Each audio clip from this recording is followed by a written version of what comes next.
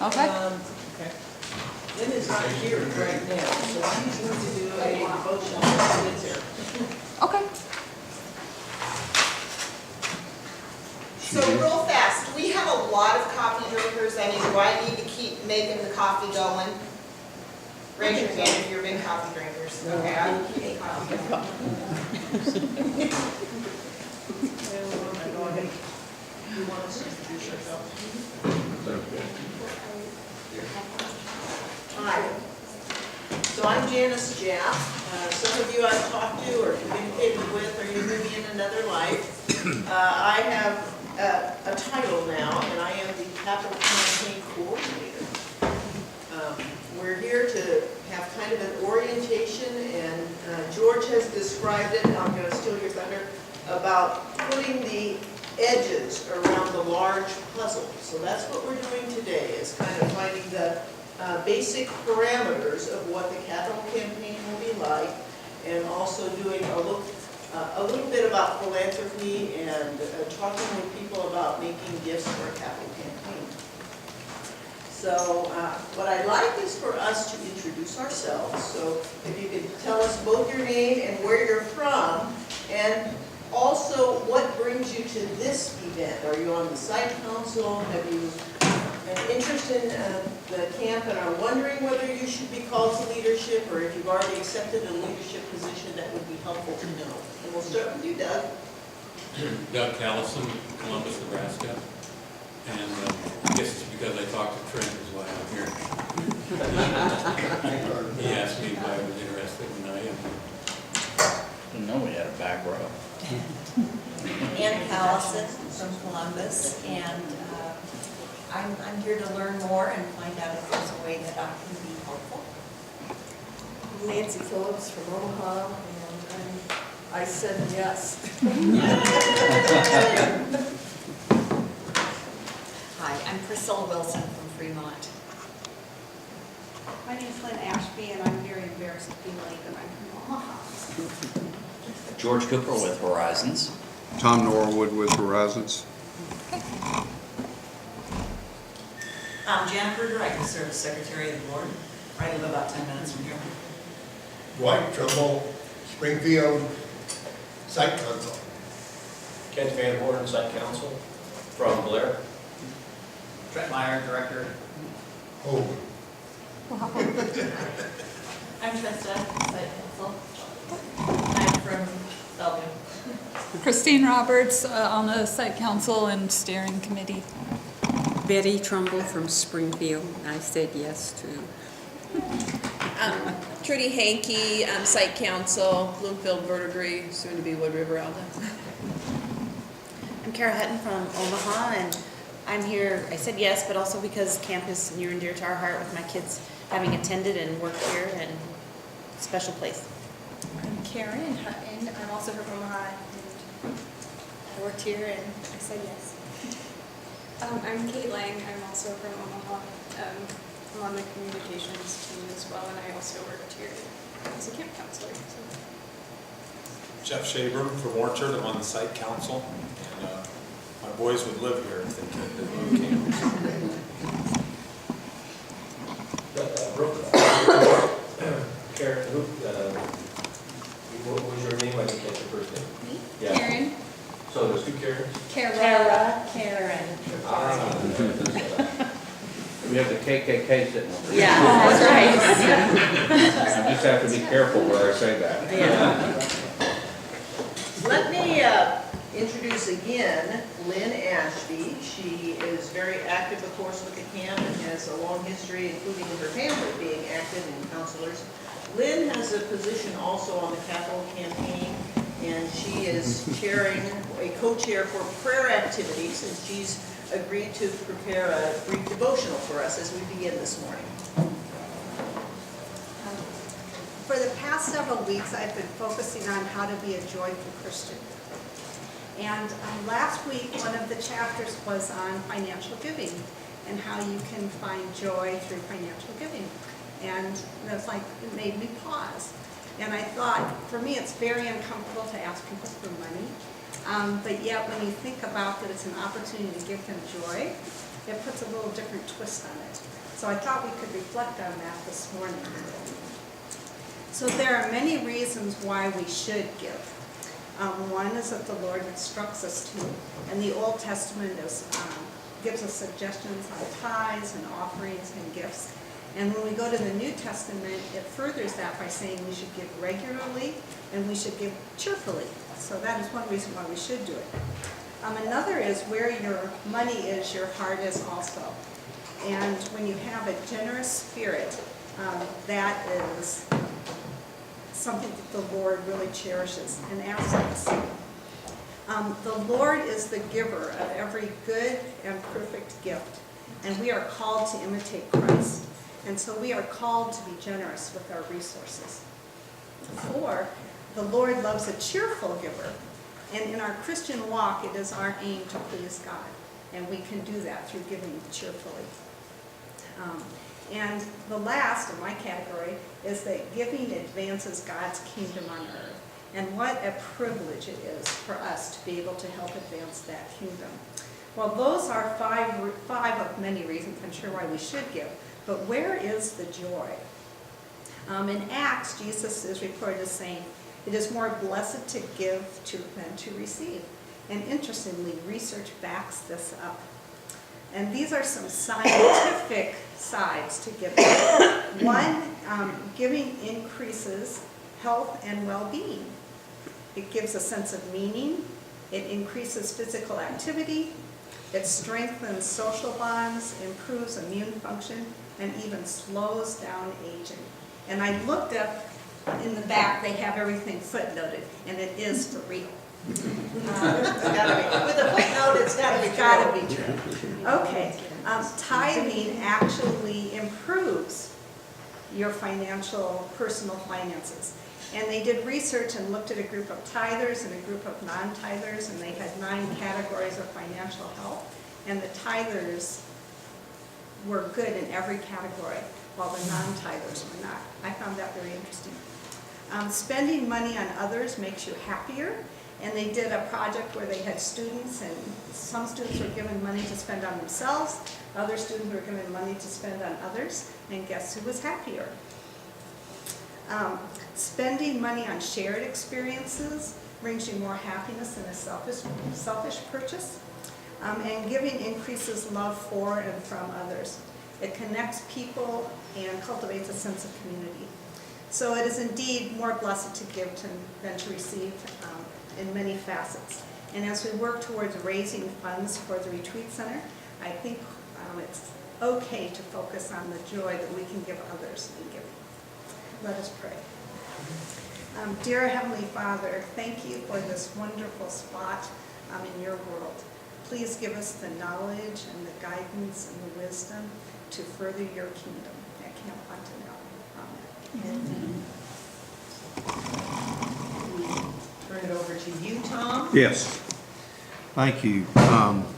I'm delighted to be here. What we decided to do today was to just, I'm going to give an overview of kind of the world of philanthropy and giving and some realities that I think people need to face as we begin this process. And then George is going to talk more specifically about the campaign for Camp Fontanelle. Some of you know I was a pilot in the Air Force after college and before seminary and everything. And this is the plane I flew. Wait a minute. That's the plane I flew. That was the wrong side. I'm sorry. Yeah. This is the KC-10. It's a commercial DC-10 tanker and everything. And every time I strapped in flying this plane, you know, I realized how blessed I was to get paid to fly something like that. But one day we were getting ready to do some mission planning, and I came in and there was a sign on the bulletin board. I'm sure one of the enlisted guys had put it up there, but it just so that I think it's important to you understand where I'm coming from. But it said this.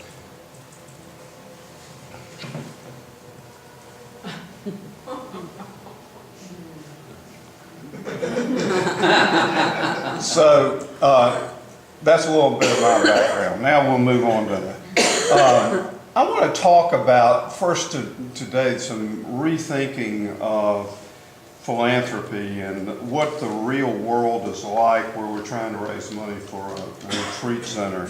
And then to spend some time creating, how we create a culture of generosity at Camp Fontenelle and with its givers. And here's the basic problem with faith-based nonprofits. It's Christian commitment, and it's this.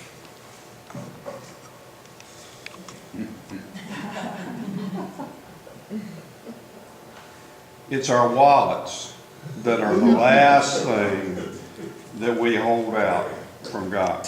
We want to control that. We'll go to Bible studies and don't ask me to give. Don't ask me to do something. And so part of our challenge as a Christian organization, as a faith-based nonprofit, is to get past this.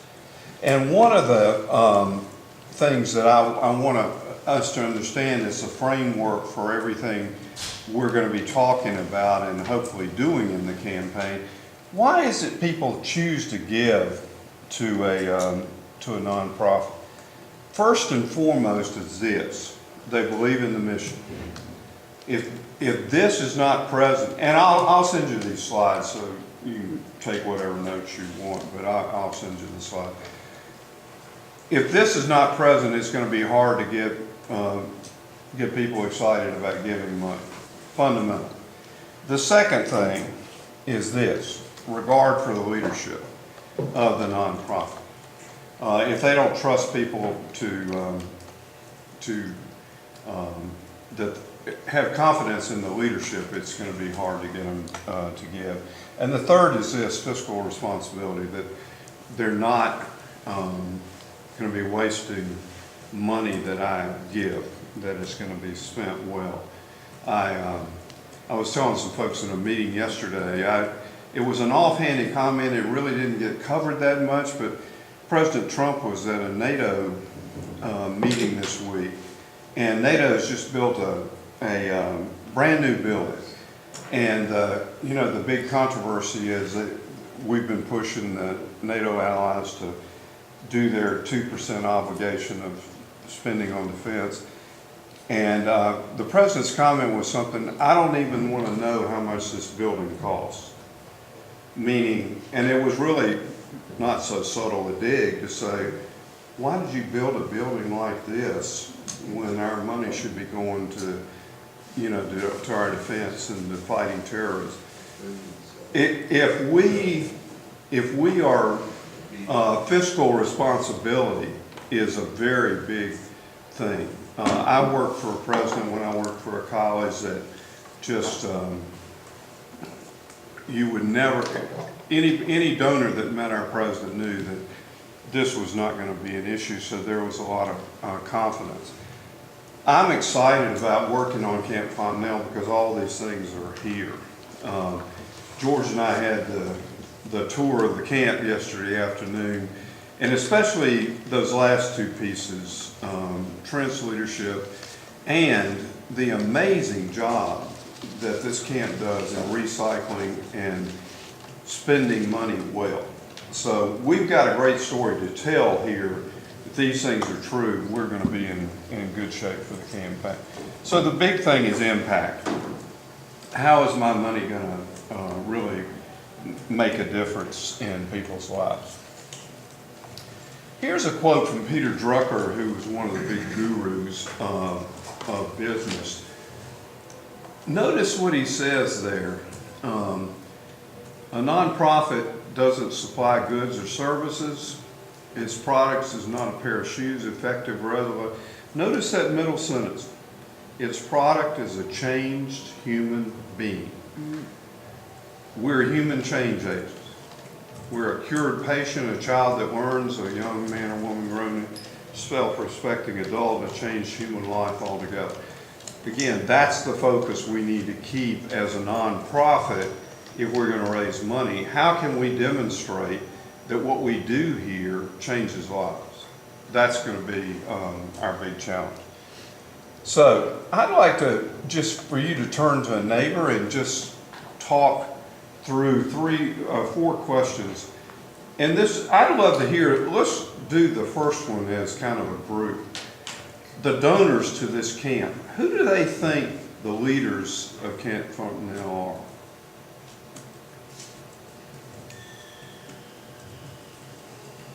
Trent? Jane? Jane, who else? I think a lot of the site board, Do what? I think a lot of the site board members they're the local advocates in their churches. Okay. This is a big question because the big thing in fundraising these days is about donor-centered fundraising. We're trying to put ourselves in the place of a donor. And part of what we do in that is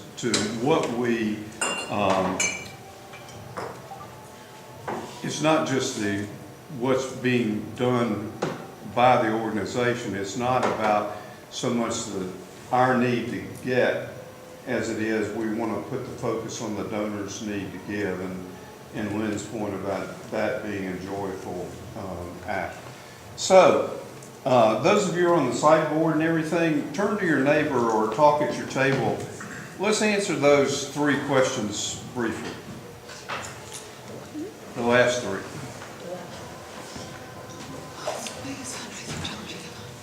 What's the biggest challenge? I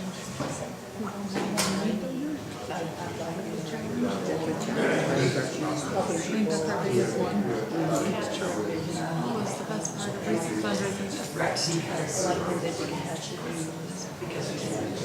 The biggest challenge. Do you think that means like a church fundraiser or a fundraiser? I don't think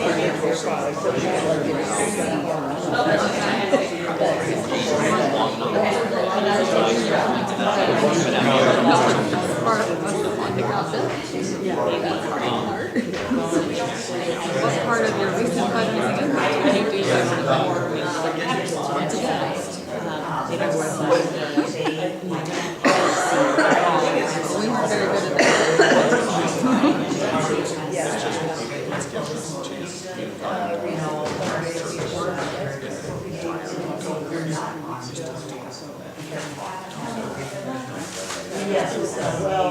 I think getting big.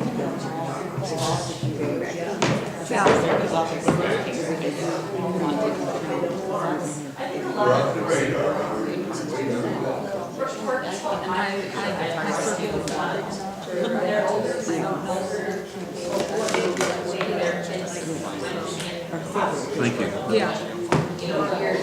Upper six would be great. You need something? No, it's just Like, I'm not something that personally is impacted, you know. Smart. Other challenges, the biggest, they don't really. They need to find out why they do that, why they're doing that. So I took on this, that should be able to do that.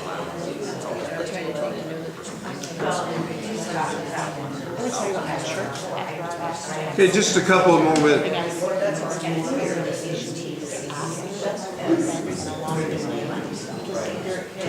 me, that should be,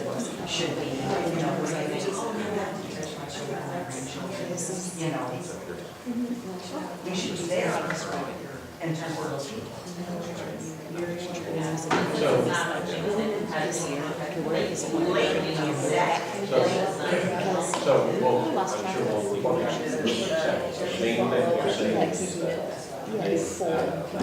Okay, let's hear some ideas. What's the biggest fundraising challenge here? Go ahead. Anyone? I think spreading the word of what we do here. Okay. Those who have had campers come here, they know. Yeah. But those who do not send campers, they don't know how much of an impact this camp makes on people's lives. Okay. So part of it is we've got to tell that story, but anybody else? Challenges? We're down the list of possible places to donate. Okay. fund balance not the top place for most people to send their extra money to. Right. And I was saying, like she was saying, like, we're one of the smaller, older, maybe you might say dying congregations that have very few kids that go to things. And so it doesn't impact them, and so, you know, why would they do? Okay, and that's what we're gonna have. What's the best thing you guys have done in terms of fundraising? 724 shelter, restroom, storm shelter. Improvements to the Project. facility. Okay. But there are people out there who care. Say again? There are people out there who care and want to help. Okay. I think just a chance to talk with people about Camp Fun now is a positive. Okay. Is there anything that you would do differently that you tried and didn't work? Well, it wasn't very, it was, I think the last fundraiser was what, about 160 grand? And that was the pool and the 724 shelter combined. And it just wasn't planned. Well, I mean, part of it was because we started the 724 shelter fundraising in the pool. Tank got us, literally, we had to replace it. So there wasn't any planning associated with it, and our fundraising was a little bit haphazard, in my mind. Okay. Good. Few lessons. All right. All right, let's look at first the realities of the of our changing world. The first is Americans are very generous. 2015, the last year for which we have statistics, $373+ billion given to charity. That's a lot of money. So that's something to keep in mind. That's up 4% from the previous year. We're just now recovering from the Great Recession in terms of philanthropy. Now, when I talk about Americans being generous, anybody remember this story by this guy in Detroit? Walked 21 miles to work every day.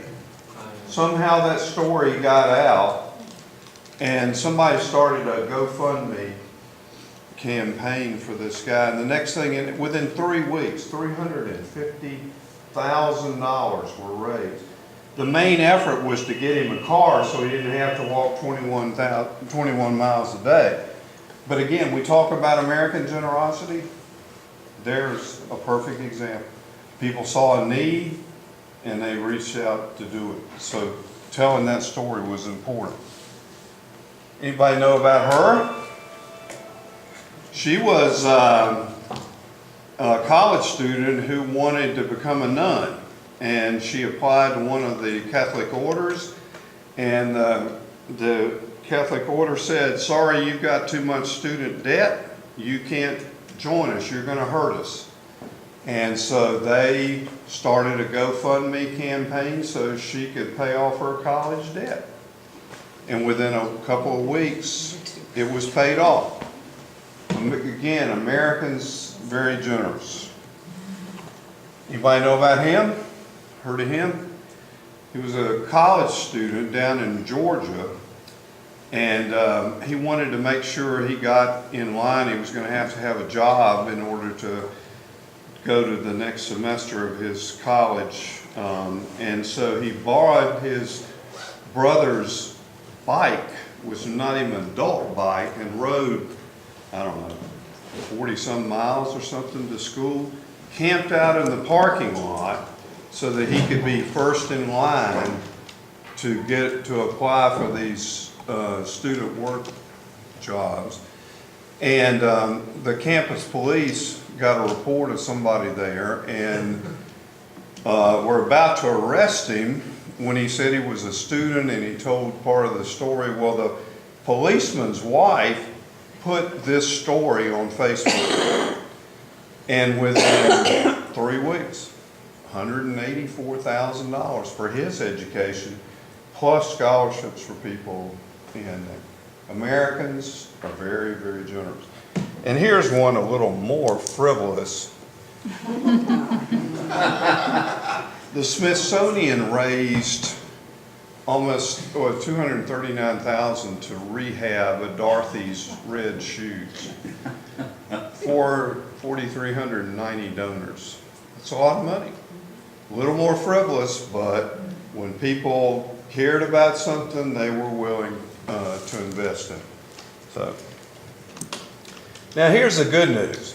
More money is given to the religious sector than any other sector, more than education, more than healthcare, more than social justice, social services, whatever. Bad news though, religious giving was flat, and even more bad news, in the last 45 years, religion's share of philanthropy has gone from over half to less than a third. And I don't see any reason that that's going to reverse anytime soon. It's just on a gradual glide path. Now here's a chart of various religions, and you'll notice total gift as a percentage of income, and you'll notice Methodists, Presbyterians are all in the middle there. Total giving as a percentage of income, Methodist 1.6%. Religion as a percentage of that, so about 2/3, just over half, between half and 2/3. And you'll see, 1% goes to religion. Now, when we talk about the idea of the tithe, or 10% being kind of the standard of giving, you can see there's a lot of upside, theoretically, in terms of our giving. So the big question is not why give, because we've seen that Americans are generous. The central question is a different question. It's this: why give to you?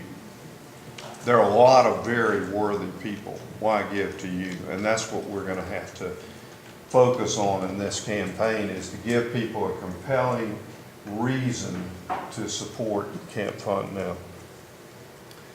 The second reality is that our fundraising effort, our capital campaign, exists in a competitive, challenging, and changing world. So it's competitive. Here's the big thing.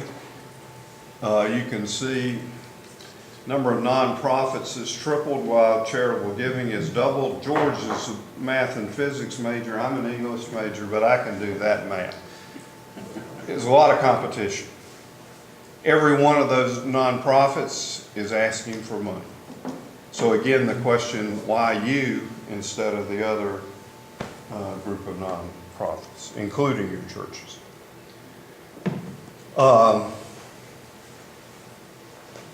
Since 9/11, people were giving half as many charities, and that's even more so after the Great Recession. They used to support 10 organizations. They now support 5. Now they give more to those 5, but still. And that second bullet is about the top 400 charities get 25% of that $373 billion, and you can figure who's in there. The Red Cross, Harvard, Yale, American Bible Society, and all those are in there. But, so the other million-plus charities, split the 75%. So not all, it's that 375 is not split evenly between all those 1.5 million charities. And then we see the trends of fewer and fewer donors providing most of the support to big organizations and to churches. I went to Davidson College, and we got a letter from the president that the Ne Ultra Society, their top giving, which includes people that give $2,500 a year to the annual fund, that group of parents and alumni is less than 10% of the parent and alumni body, and they give 93% of the money Davidson gives. Very small group of people is our core support. It's changing, and here's how it's changing.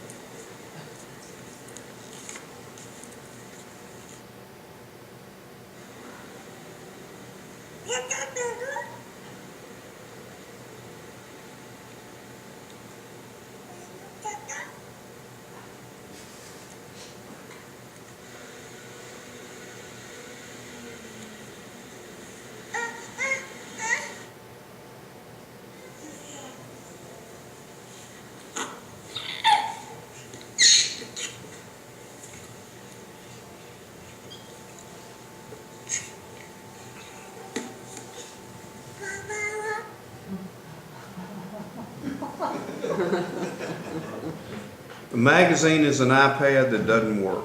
That's the changing world. That little girl will be coming to camp here. That little girl will be on the board.